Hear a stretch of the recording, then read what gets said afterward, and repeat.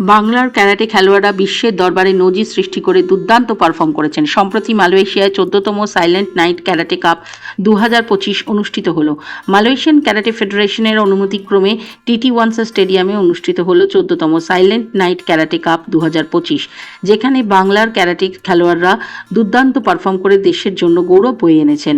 এই জমকালো অনুষ্ঠানে বিশিষ্ট ব্যক্তিত্বরা উপস্থিত ছিলেন, যার মধ্যে রয়েছে মালয়েশিয়া অলিম্পিক কাউন্সিলের মহাসচিব জনাব নাসির আলী। বিশেষ অতিথি হিসেবে ছিলেন হংসি প্রেমজিৎ সেন, মালয়েশিয়ান ক্যারাটে ফেডারেশনের সভাপতি দাতু কুইরা, মালয়েশিয়ান ক্যারাটে ফেডারেশনের সহসভাপতি সেনসেইন আরিফ আলগান সহ অন্যান্যরা। ভারতের দুর্দান্ত জয়। ভারতীয় দল মোট 42টি পদক জিতে আন্তর্জাতিক মঞ্চে তাদের দক্ষতা প্রমাণ করে। এর মধ্যে বাংলার খেলোয়াড়দের অবদান ছিল 12টি পদক। ব্যক্তিগত performance, Shivam Poddar senior kumite স্বর্ণপদক জিতে ইতিহাস তৈরি করেছেন। তিনি মালয়েশিয়া, সিঙ্গাপুর এবং ভারতের হেভিওয়েটদের পরাজিত করেছিলেন। সিনিয়র মহিলা হিসেবে আশিকা ঘোষ কৃতিত্ব দেখিয়েছেন। কোচিং এবং নির্দেশনা, ভারতীয় দলের এই সাফল্যের পেছনে মূল কারণ ছিল বিশ্ববিখ্যাত কোচ হংসি প্রেমজিৎ সেনের নির্দেশনা। তার অভিজ্ঞতা, নিষ্ঠা এবং নেতৃত্ব খেলোয়াড়দের আন্তর্জাতিক পর্যায়ে শ্রেষ্ঠত্ব অর্জনে সহায়তা করেছে। ভিআইপি প্রতিনিধি হিসেবে উপস্থিত ছিলেন ক্যারাটে ডো অ্যাসোসিয়েশনের অফ বেঙ্গলের সাধারণ সম্পাদক হংসি জয়দেব মণ্ডল এবং সহকারী কোচ হিসেবে গুরুত্বপূর্ণ ভূমিকা পালন করেন সেনসেইন শাহবাজ খান। 14th Silent Night International Karate Championship. It is one of the biggest, prestigious karate event in Asian level, because in this championship you will get lots of Asian medalists, Asian Games medalists, and ये tournament में हम लोग का बंगाल का कई सारे बच्चे लोग गए थे, and the most remarkable performance senior में अगर कोई मेडल ले आता है, that is something very remarkable. And इसमें शिवम पोद्दार जो गोल्ड लेके आया है और विशिका घोष जो सिल्वर मेडल लेके आया है। रिमार्केबल इसलिए बोल रहा हूं मैं, because Malaysia is a hub of international karate. यहाँ पे इतना अच्छा प्लेयर सीनियर लेवल में है, मैं आई कैन नॉट एक्सप्रेस। जैसे ओइशिका घोष सेमीफाइनल में Malaysian national games champion, Malaysian karate champion, उसको हराया है। Is not an easy job. She was extremely good, extremely best, but still our player can do anything, because Hindustan can do anything. कोई भी ऐसा चीज नहीं है जो मुमकिन नहीं है हिंदुस्तान में। और specially in senior level Shivam Poddar done an excellent job with Malaysia, Singapore, and especially in the final it was India versus India, and India का कई नामचीन प्लेयर है, 7 बार वो मेडलिस्ट है, साउथ एशिया का गोल्ड मेडलिस्ट है, but luck was not there with him. Luck was with Shivam Poddar and he got the gold medal. So it's a unique achievement. और हम चाहते हैं कि मलेशिया के कराटे चैंपियनशिप में और भी बच्चे हम लोग का नेक्स्ट टाइम जाए और अच्छा রেজাল্ট करके आए।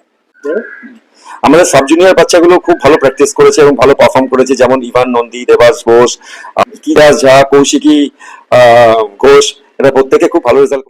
तो डेफिनेटली बहुत ही ज़्यादा अच्छा था, लेकिन एक्सपीरियंस के साथ before match, before the tournament, मतलब वहाँ जाने से पहले बहुत ज़्यादा नर्वसनेस था, डर भी था थोड़ा बहुत, क्योंकि आफ्टर ऑल ये मेरा फर्स्ट इंटरनेशनल टूर्नामेंट था, और इंडियन टूर्नामेंट वो भी इतने बड़े लेवल पे, क्योंकि मलेशिया, जैसे हंसी ने भी बताया, मलेशिया कराटे का हब है एशियन लेवल पे।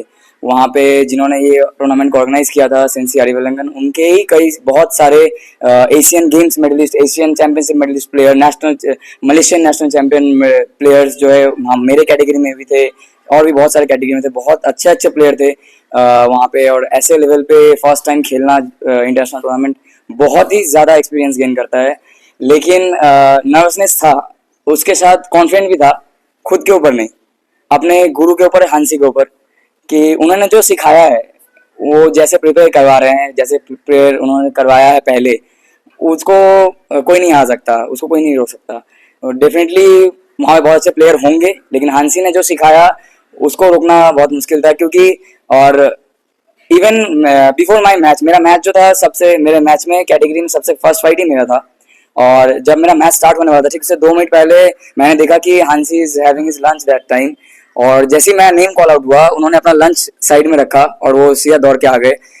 जब हम लोग नेशनल्स में भी जाते हैं तो he is also referee commission chairman for karate India organisation, तो वहाँ पे रूल्स के वजह से वो हमारे साथ रहते हैं, लेकिन ड्यूरिंग मैच गाइड नहीं कर पाते हैं, क्योंकि रूल्स के अगेंस्ट है वो। लेकिन वहाँ पे मलेशिया में भी हांसी गेस्ट ऑफ ऑनर थे, लेकिन उसके इसलिए हांसी मुझे उस टाइम ड्यूरिंग माय फाइट मुझे सपोर्ट कर पाए, गाइड कर पाए, वो तुरंत मेरे रिंग के सामने आए, मुझे अश्योरेंस दिया कि वो मैं हूँ तुम्हारे साथ, वो and to start, before my match, during my match, after my match, every time.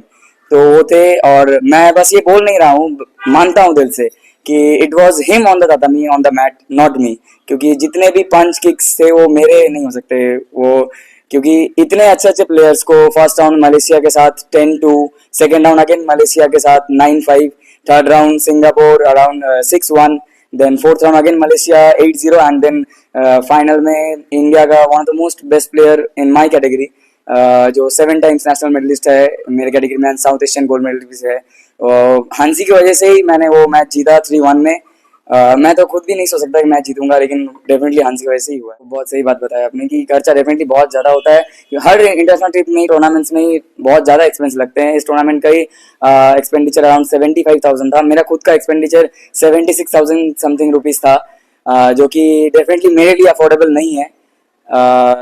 इससे पहले मैं ऐड ऑन करना चाहूँगा, सिर्फ ये टूर्नामेंट नहीं, मैं जब से हांसी के पास हूँ, 2011 से मैं हांसी के पास हूँ, और 2013-14 से हांसी ने मेरा फीस लेना बंद कर दिया था, और नॉट ओनली फीस, तब से लेके अभी तक मैं जितने टूर्नामेंट्स खेलता हूँ, जहाँ भी जाता हूँ, उसका train fair, hotel accommodation, fooding, entry fees, everything everything सब कुछ वो देखते हैं। मलेशिया टूर्नामेंट का भी पूरा जो एक्सपेंस है ये उन्होंने ही देखा था, उनकी वजह से ही ये हो पाया। मतलब बोलते वक्त भी मैं लड़खड़ा रहा हूँ, क्योंकि ये कोई इंसान ऐसे नहीं कर सकते, वो भगवान ही है जो इतना सेल्फलेस होकर के किसी के लिए इतना कर सकते हैं, तो ये उनके वजह से ही पॉसिबल हुआ। ज़्यादा अच्छा हम लोगों को 3 स्टार होटल में अकोमोडेशन मिला था, ब्रेकफास्ट, लंच, डिनर तीनों बुफे सिस्टम में था। जिस दिन हम लोगों का इवेंट था, स्टेडियम में हम लोग थे, तो वहाँ पे भी होटल से हमारे लिए लंच आ गया था, क्योंकि हांसी हमेशा अपने स्टूडेंट्स के लिए सोचते हैं 24/7 एवरी टाइम, कराटे के लिए, अपने स्टूडेंट्स के बेटरमेंट के लिए, तो जहाँ भी रखेंगे वो बेस्ट ही रहेगा। और बहुत ज़्यादा अच्छा था, थीम पार्क वगैरह था, वाटर पार्क वगैरह था, सब एवरीथिंग वाज वेरी गुड। सीखने को डेफिनेटली मिलता है, हर मैच में मिलता है, लेकिन कोचिंग में नहीं, क्योंकि मैं 2000, जैसे मैंने बताया 2011 से मैं हांसी के पास हूँ, तो उन्होंने जैसा अभी तक ट्रेनिंग दिया है, मुझे कभी लगा ही नहीं कि मुझे किसी और की ज़रूरत है, कहीं और सीखने की ज़रूरत है, इंटरनेट से सीखने की ज़रूरत है, या यूट्यूब से सीखने की ज़रूरत है, कभी नहीं लगा। क्योंकि आफ्टर ऑल उनके ट्रेनिंग के अंडर में ही मैंने सीख करके, और उनके सपोर्ट से ही मैं फॉरेन प्लेयर्स को, मलेशियन प्लेयर्स को, सिंगापुर प्लेयर्स को, इंडिया के टॉप प्लेयर्स को मैंने मलेशिया में जाके हराया है। तो उनको ज़रूरत है हांसी का अंडर में ट्रेनिंग लेना, मुझे नहीं। जिनके पास लैक ऑफ नॉलेज होता है, नॉलेज जिनके पास नहीं होता है, वो लोग ऐसे करते हैं यूट्यूब में देखना, लेकिन उसमें देख करके आप कभी एक प्लेयर नहीं बन सकते। वो आप एक और यूट्यूबर बन जाएंगे कुछ व्यूज के साथ, लेकिन कराटे प्लेयर तो आप कभी नहीं बन सकते, प्लेयर नहीं बन सकते। उसके लिए आपको कोच चाहिए जो आपको गाइड कर सके, ना ही सिर्फ स्पोर्ट्स में, जिंदगी में भी, जो हांसी हमेशा करते हैं हम लोगों के लिए। মালয়েশিয়া আমার ফার্স্ট একটা ইন্টারন্যাশনাল স্টেজ, খুবই একটা ফেনোমেনাল স্টেজ ছিল, যেখানে প্রচুর দেশ থেকে প্লেয়ার এসেছিল, সেখানে আমি সিলভার ইনিশিয়ালি ইয়েস, বাট হানসির মতন একটা ফাদার ফিগার থাকে, মানে যখন আছে সেখানে মা বাবার অভাবটা তিনি বুঝতে দেননি। পার্থক্য ইনিশিয়ালি পাইনি, কারণ Hansi is the best. Hansi কাছে ট্রেনিং করেছি, হানসির কাছে এতদিন আছি, আমার মনে হয় না যে কোনো বিদেশি কোচের সাথে হানসির তুলনা করা যেতে। সেই ট্রেনিং মানে হানসিকে বিশ্বাস করা is like trusting god himself. So therefore I didn't find any kind of difference initially at that stage. সত্যি খুব ভালো লেগেছে। আর সব থেকে বড় কথা, আমরা দুজন স্টেজে বসেছিলাম, আমরা যেহেতু অফিসিয়ালস, আমরা বেশি নিজেরা দেখাতে পারি না, তো তবুও এত বেশি ভালো লাগছিল যে আমাদের শিবম পোদ্দার এবং ঐশিকী ঘোষ এত দুর্দান্ত করে। ঐশিকী ঘোষ তো ব্যাড লাগাটা হতেই পারে স্পোর্টসে, ফাইনালে সুন্দরভাবে ফাইনালে উঠে ফাইনালটা একটুর জন্য কভার করতে পারিনি, বাট শিবম দুটো মানে বেস্ট ফাইট এমনভাবে জিতেছে যে নিজেরা প্রচণ্ডভাবে গর্বিত অনুভব করছিলাম যে হ্যাঁ, এরকম ছেলেমেয়েরা যে এখানে আসছে, অতএব এরা যে এখানে এক্সপোজটা পাচ্ছে, এটা ভীষণভাবে দরকার। এবং স্পেশালি হানসিও বললেন যে শ্রীলঙ্কা এবং মালয়েশিয়া এই দুটো খুব টাফ ফাইট ছিল, সে দুটো টাফ ফাইট এত সুন্দরভাবে টাফটাকে এত ইজি করে জিতেছে, এটাই হচ্ছে সব থেকে প্লেয়ারদের বড় গুণ। এবং ভালো প্লেয়ার হতে গেলে যে গুণটা দরকার সেটা ওর মধ্যে আছে। এবং সেটা আমাদেরকে গর্বিত বোধ করেছে, আমাদের বাংলাকে, আমাদের ইন্ডিয়ান কারাটেকে। এবং আমরা আশা করবো যে ঐশিকী এবং শিবম আরো অনেক বড় জায়গাতে যাবে, আমরা সেই আশায় বসে আছি। তা ঘটক, পৃথ্বীষা দে, অ্যানি দে, প্লাস হচ্ছে জয়জিৎ মণ্ডল এবং আয়ুষ্মান, এরা খুব ভালো রেজাল্ট করেছে। শ্রেষ্ঠমান ওরা খুবই ভালো রেজাল্ট করেছে।